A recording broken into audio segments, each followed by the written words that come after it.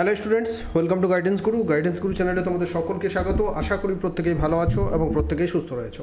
West Bengal SSC group C D পরীক্ষার জন্য আজকের ক্লাস হচ্ছে আমাদের 38 নম্বর ক্লাস। প্রত্যেক দিন আমরা 25টা করে প্রশ্নোত্তর করছি। সন্ধ্যে 7টার সময় আমরা ক্লাস প্রত্যেক দিন আপলোড হয়ে থাকে। তো আজকের ক্লাসেও আমাদের 25টা প্রশ্ন থাকবে। জিকে কারেন্ট অ্যাফেয়ার্সের 10টা প্রশ্ন থাকবে, জিকে থেকে 15টা প্রশ্ন, মোট 25টা প্রশ্ন থাকবে। ঠিক আছে, তো মন দিয়ে দেখো, লাস্ট পর্যন্ত দেখো। প্রত্যেকটা প্রশ্ন তোমাদের আগামী দিনের পরীক্ষার জন্য ইম্পর্টেন্ট হতে চলেছে। আর একটা কথা বলবো তোমাদের, যে তোমরা যদি আমাদের পেড ব্যাচে জয়েন করতে চাও, অর্থাৎ যদি পেড ব্যাচে জয়েন করো, তাহলে কিন্তু এই সমস্ত ক্লাসের পিডিএফগুলো পেয়ে যাবে, সঙ্গে আরও জিকে এবং কারেন্ট অ্যাফেয়ার্সের প্রচুর স্টাডি মেটেরিয়াল পাবে, যেগুলো তোমাদের পরীক্ষায় কাজে লাগবে। তো এটা হচ্ছে তোমাদের এই স্টাডি মেটেরিয়ালগুলো পেতে হলে আমাদের যে দেখতে পাচ্ছ গ্রুপটা, এই গ্রুপে জয়েন করতে হবে। এটার নাম হচ্ছে SSC group CD PDF batch. ঠিক আছে, 399 এখনও অফার চলছে। যদি তোমরা জয়েন হতে চাও, 399 টাকার বিনিময়ে জিকে এবং কারেন্ট অ্যাফেয়ার্সের সমস্ত স্টাডি মেটেরিয়াল তোমরা সংগ্রহ করতে পারবে এখান থেকে। ঠিক আছে, তো যদি জয়েন হতে চাও, আমাদের যে হোয়াটসঅ্যাপ নাম্বার দেখতে পাচ্ছ, এই হোয়াটসঅ্যাপ নাম্বারে প্রত্যেকে মেসেজ করো, আমি সেখানে সমস্ত ডিটেলস দিয়ে দেবো। এছাড়াও আমাদের ফ্রিতে জয়েন করার জন্য একটা টেলিগ্রাম চ্যানেল রয়েছে। সেই চ্যানেলের নাম হচ্ছে গাইডেন্স গুরু অফিসিয়াল। সেই চ্যানেলে জয়েন করতে চাইলে ডেসক্রিপশানে লিঙ্ক দেওয়া থাকবে, এখানে অবশ্যই জয়েন করে যাও। কারণ হচ্ছে সমস্ত চাকরি সংক্রান্ত আপডেট আমরা এই টেলিগ্রাম চ্যানেলে প্রোভাইড করে থাকি। তো চলো আর বেশি দেরি করবো না, শুরু করা যাক আজকের ক্লাস। তো প্রথম প্রশ্নে চলে যাব আমরা। আজকের প্রথম প্রশ্ন কি আছে দেখব। আজকের প্রথম প্রশ্ন হচ্ছে, সম্প্রতি কে মার্চ 2025 সালে প্রধানমন্ত্রী নরেন্দ্র মোদীর নতুন ব্যক্তিগত সচিব নিযুক্ত হয়েছেন? প্রধানমন্ত্রী নরেন্দ্র মোদীর একজন থাকেন প্রাইভেট সেক্রেটারি, দুজন চিফ সেক্রেটারি, একজন চিফ সেক্রেটারি 1, আরেকজন চিফ সেক্রেটারি 2। তো যে ব্যক্তিগত সচিব বা প্রাইভেট সেক্রেটারি হিসেবে কে নিযুক্ত হয়েছেন এটা জানতে চাওয়া হচ্ছে। কারেক্ট আনসার কী হবে? নিধি তেওয়ারি। নিধি তেওয়ারি প্রধানমন্ত্রী নরেন্দ্র মোদীর বর্তমান হচ্ছেন private secretary.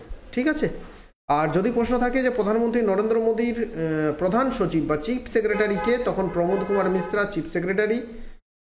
Chief secretary 2 Shaktikanta Das আমাদের আরবিআইয়ের প্রাক্তন গভর্নর। ঠিক আছে, পরবর্তী প্রশ্নে চলে যাব আমরা। ক্লাসটা ভালো লাগলে অতি অবশ্যই প্রত্যেকে লাইক করো, তোমার বন্ধুদের সাথে যত বেশি পারো প্লিজ শেয়ার করে দাও। নতুন হয়ে থাকলে অতি অবশ্যই চ্যানেলটা সাবস্ক্রাইব করে নাও। 2 নম্বর প্রশ্ন, 2027 সালে 10th মানে 10ম FIFA women's world cup host করবে কোন দেশ? ফিফা মানেই হচ্ছে ফুটবল খেলার সঙ্গে যুক্ত।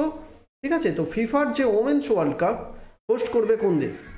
তো 2027 সালে 10ম ফিফা ওয়ার্ল্ড কাপ হতে চলেছে, মহিলা ওয়ার্ল্ড কাপ, সেটা হোস্ট করবে ব্রাজিল। ঠিক আছে, Brazil, option A.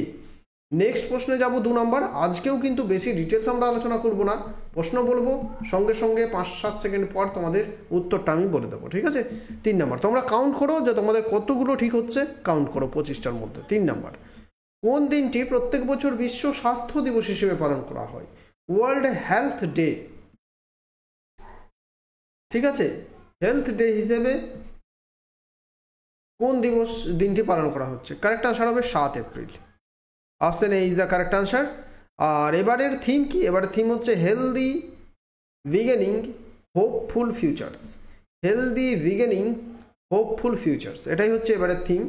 R 7 April কেন পালন করা হয় না, ওয়ার্ল্ড হেলথ অর্গানাইজেশন প্রতিষ্ঠা হয়েছিল 7 এপ্রিল 1948 সালে। 7 এপ্রিল 1948 সালে, সেই জন্য ওয়ার্ল্ড হেলথ ডে হিসেবে এই 7 এপ্রিল দিনটাকে পালন করা হচ্ছে। এখন প্রশ্ন হচ্ছে, এই হু এর হেডকোয়ার্টার, অনেক সময় প্রশ্ন আসে, হু এর হেডকোয়ার্টার অবস্থিত জেনেভাতে। ঠিক আছে, চলে যাব 4 নম্বর প্রশ্ন। সম্প্রতি কে লতা দীননাথ মঙ্গেশকর অ্যাওয়ার্ড 2025-এ সম্মানিত হয়েছে? মোস্ট ইম্পর্ট্যান্ট একটা অ্যাওয়ার্ড, লতা মঙ্গেশকর বা লতা দীননাথ মঙ্গেশকর অ্যাওয়ার্ড 2025-এ কাকে সম্মানিত করা হয়েছে?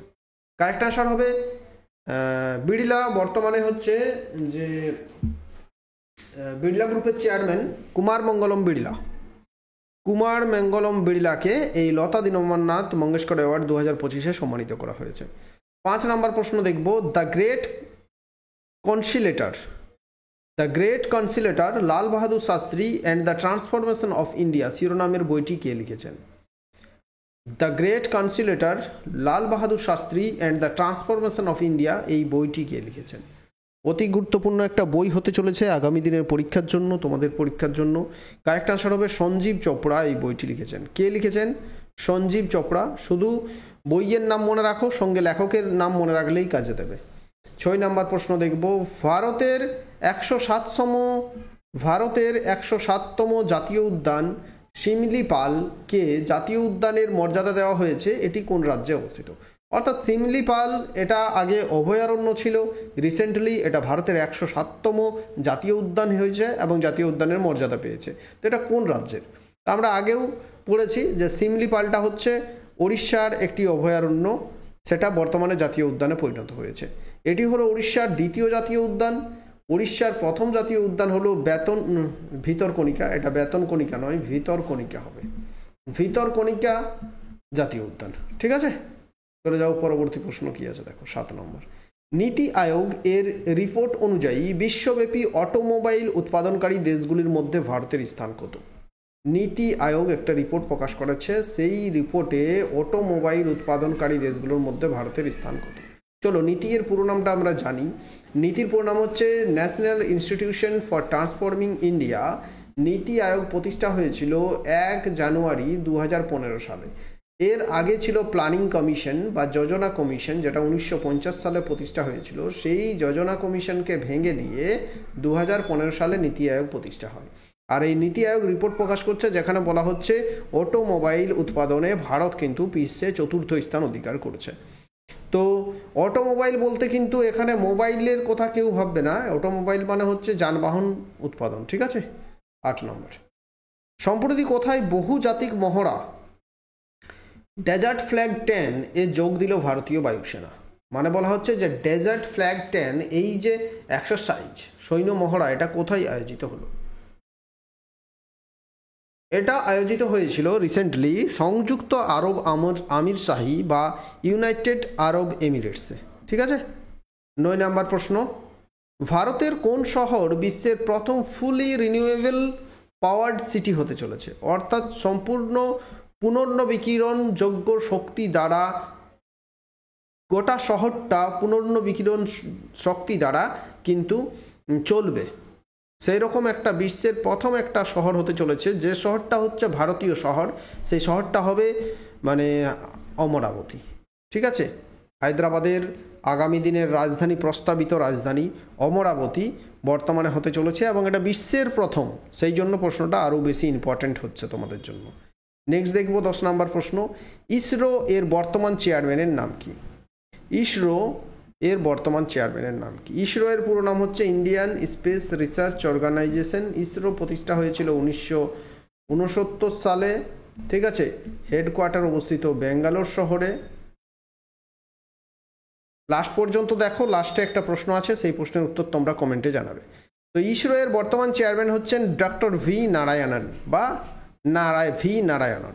এর আগে ছিলেন এস সোমনাথ, তার আগে ছিলেন কে শিবম, আর এই কে কস্তুরী রঙ্গন তিনি হচ্ছেন ইসরো এর 5ম চেয়ারম্যান ছিলেন, 5th চেয়ারম্যান, যিনি রিসেন্টলি 84 বছর বয়সে মারা গিয়েছেন। ঠিক আছে। চলে যাব 11 নম্বর প্রশ্নে আমরা। মৌর্য যুগে চন্দ্রগুপ্ত মৌর্য এর শিক্ষক কে ছিলেন? চন্দ্রগুপ্ত মৌর্য এর শিক্ষক কে ছিলেন?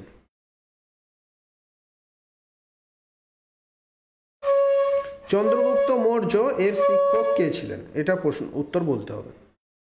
তো চন্দ্রগুপ্ত মৌর্য এর শিক্ষক ছিলেন কে? চন্দ্রগুপ্ত মৌর্যকে বনের মধ্যে পেয়েছিলেন কে? পেয়েছিলেন চাণক্য, কৌটিল্য বা বিষ্ণুগুপ্ত। তিনি এমন একজনকে খুঁজছিলেন যারা সেই চন্দ্রগুপ্ত দ্বারা নতুন রাজত্ব প্রতিষ্ঠা করতে পারে, সেই রকম লোককে। তো সেই সময় বন থেকে তুলে, জঙ্গল থেকে তুলে চন্দ্রগুপ্ত মৌর্যকে তিনি পাঠশালাতে নিয়ে গেছিলেন, বা ওই যে সেই সময় যে বিশ্ববিদ্যালয় ছিল তক্ষশিলা বিশ্ববিদ্যালয়, সেখানে নিয়ে গেছিলেন চাণক্য এবং সেখানে শিক্ষা দিয়েছিলেন। ঠিক আছে। তো মৌর্য বংশের প্রতিষ্ঠাতা চন্দ্রগুপ্ত মৌর্যের শিক্ষক ছিলেন কৌটিল্য। চাণক্য বলে একটা ওয়েব সিরিজ আছে, সেই ওয়েব সিরিজটা যদি তোমরা দেখো তো এত ভালো লাগবে দেখতে, আর মানে পুরো জিনিসটা ক্লিয়ার হয়ে যাবে। তো option A Kautilya is the correct answer. আর এই সময়ের লেখা ম্যাগাজ তিনি লিখেছিলেন ইন্ডিকা, সেই ইন্ডিকা গ্রন্থ থেকে আমরা মৌর্য যুগের ইতিহাস সম্পর্কে জানতে পারি। 12 নম্বর প্রশ্ন, প্রিন্স অফ প্যাট্রিয়টস নামে পরিচিত কে? মোস্ট ইম্পর্ট্যান্ট প্রশ্ন এবং আমাদের প্রত্যেকের জানা উচিত এটা। প্রিন্স অফ প্যাট্রিয়টস নামে কে পরিচিত? তো নেতাজি সুভাষচন্দ্র বোসকে প্রিন্স অফ প্যাট্রিয়টস বলা হয়ে থাকে। তিনি Netaji Subhash Chandra Bose prince of patriots নামে পরিচিত। 13 নম্বর প্রশ্ন হচ্ছে 1857 সালের মহাবিদ্রোহের সময় কানপুরে কে নেতৃত্ব দিয়েছিলেন? 1857 সালের যে মহাবিদ্রোহ, সেই মহাবিদ্রোহ কিন্তু বিভিন্ন দিকে বিভিন্নজন নেতৃত্ব দিয়েছিলেন, বিভিন্ন দিকে বিভিন্ন জনা নেতৃত্ব দিয়েছিলেন। তার মধ্যে কানপুরে বা দিল্লিতে যদি বলা হয় কে নেতৃত্ব দিয়েছিল, তো দিল্লিতে হচ্ছে দ্বিতীয় বাহাদুর শাহ। কানপুরে নেতৃত্ব দিয়েছিল নানা সাহেব, ঠিক আছে। তারপর ঝাঁসিতে নেতৃত্ব দিয়েছিলেন লক্ষ্মীবাই, এরকম করে নেতৃত্ব দিয়েছিল, ঠিক আছে। Option B is the correct answer, Nana Sahib কানপুরে নেতৃত্ব দিয়েছিলেন।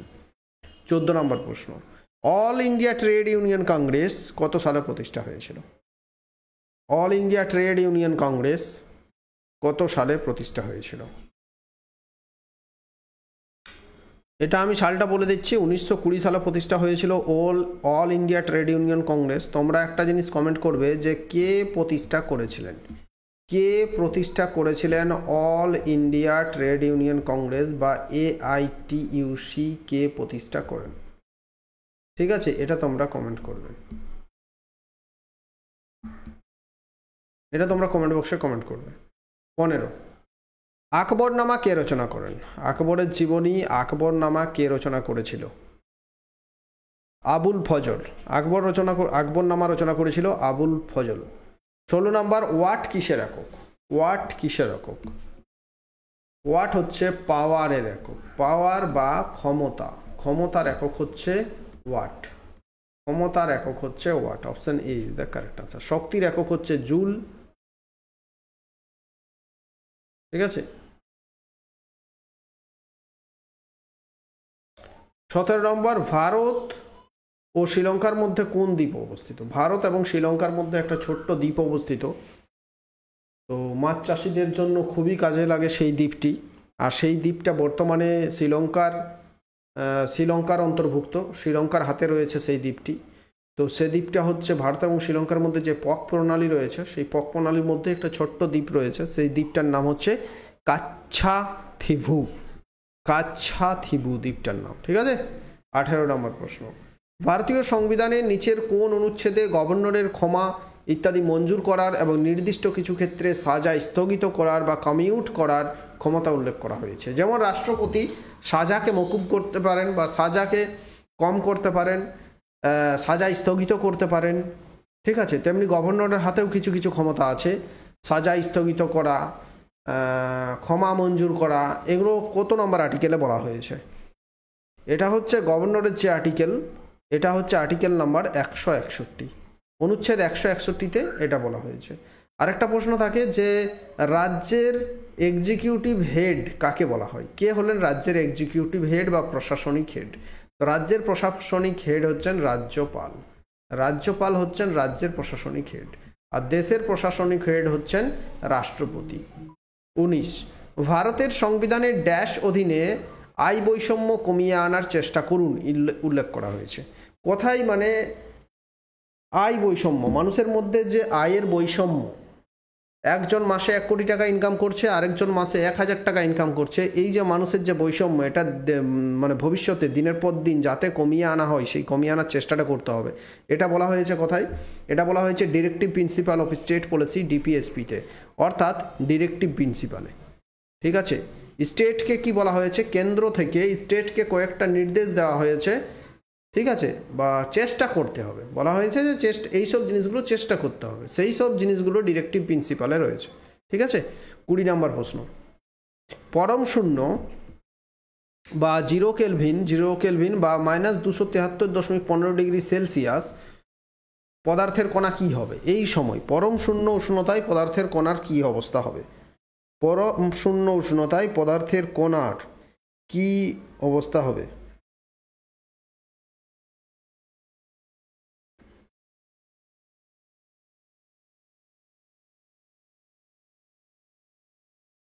পরম শূন্য উষ্ণতায় পদার্থের কণার কি অবস্থা হবে? পদার্থের কণাগুলো চলাচল বন্ধ করে দেবে। পদার্থের কণা, যে কোনো পদার্থের মধ্যে কণা থাকে, ছোট্ট ছোট্ট কণা, সেই কণাগুলো সবসময় চলাফেরা করতে থাকে। যত তার মধ্যে তাপ বেশি দেওয়া হবে, সেই তাপে কিন্তু পদার্থে বেশি আরও বেশি চলাফেরা করবে, ঠিক আছে, উত্তপ্ত হবে বা শীতল হলেও বেশি চলাফেরা করবে।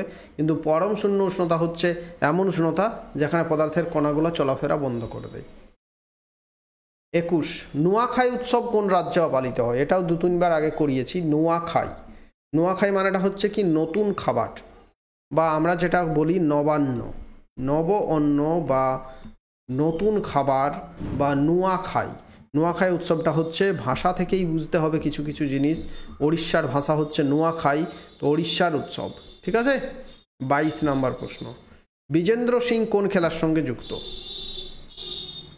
বিজেন্দ্র সিং, তারপর আরেকজনের নাম হচ্ছে যেমন নিখাত জারিন, এটাও পরীক্ষায় আসে, নিখাত জারিন, সরি জারিন বানান ভুল হচ্ছে, নিখাত জারিন। তারপর হচ্ছে লাভলিনা, লাভলিনা বর্গহাইন, লাভলিনা বর্গহাইন, এরা সবই হচ্ছে বক্সিংয়ের সঙ্গে যুক্ত। বিজেন্দ্র সিং ভারতের প্রথম বক্সার, যা 2008 সালের যে 2008 সালের অলিম্পিকটা কোথায় হয়েছিল, যেখানে অভিনব বিন্দ্রা গোল্ড মেডেল পেয়েছিলেন, সেই 2008 সালের যে প্যারিস অলিম্পিক, না প্যারিস অলিম্পিক হতে পারে, তো সেই অলিম্পিকে বক্সিংয়ে প্রথম বক্সার হিসেবে বিজেন্দ্র সিং গোল্ড মেডেল পেয়েছিলেন, ব্রোঞ্জ মেডেল, ঠিক আছে। তেমনি লাভলিনা বর্গহাইন 2020 সালের টোকিও অলিম্পিকে পেয়েছেন মেডেল। নিখাত জরিন তো অলিম্পিকে পাননি, তো তিনি বিভিন্ন জায়গায় মেডেল পেয়েছেন, ঠিক আছে। তো কয়েকটা খেলায়, বিভিন্ন খেলার সঙ্গে যুক্ত কিছু ব্যক্তির নাম মনে রাখতে হবে, সেগুলো পরীক্ষায় আসে। 23 হচ্ছে রুক্মিণী দেবী অরুণডালে কোন নৃত্যের সঙ্গে যুক্ত?